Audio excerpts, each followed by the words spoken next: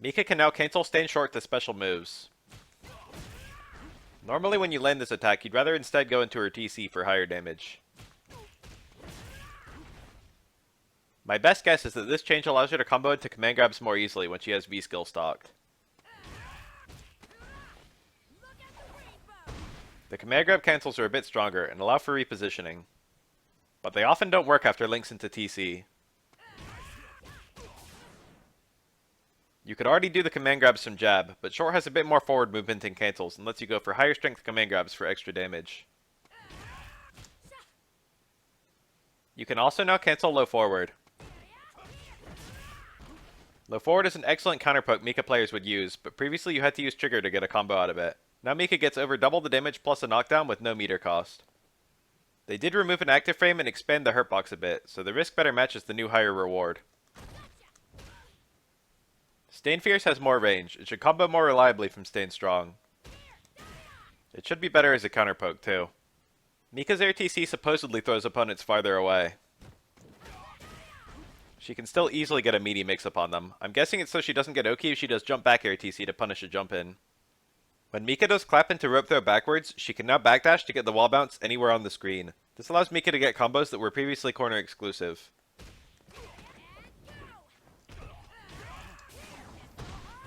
Mika had this in Season 1 and it was removed, but to be honest, I never thought it was broken. I'm glad to see it back, and I don't think it'd be too strong in modern SF5.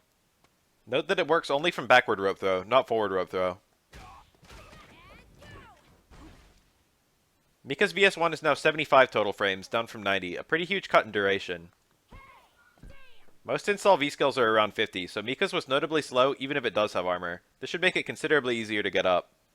She now throws the mic a little sooner too, on frame 60 rather than 75. Last patch, Mika had changes to shooting Peach that she could space it to be safe afterward. This was an interesting way for her to get in, with an advancing hitbox that would beat many attacks while dealing chip damage and leaving her close. However, the long duration made it vulnerable to whiff punishes, and the range to make it safe was very precise. Medium and heavy shooting Peach are now better on block. When perfectly spaced, they're actually plus. Not to mention, the range to keep safe is now a bit wider. Medium Peach in particular also has a better hitbox for using as an advancing poke. As for damage increases, Mika got 10 more damage on crouch jab, 10 more damage on VS2, and 30 more damage on steel chair. For the second use of steel chair, Mika previously had the V-trigger cancel scaling applied a second time. No other trigger does this, and now Mika's second VT2 use has no additional scaling.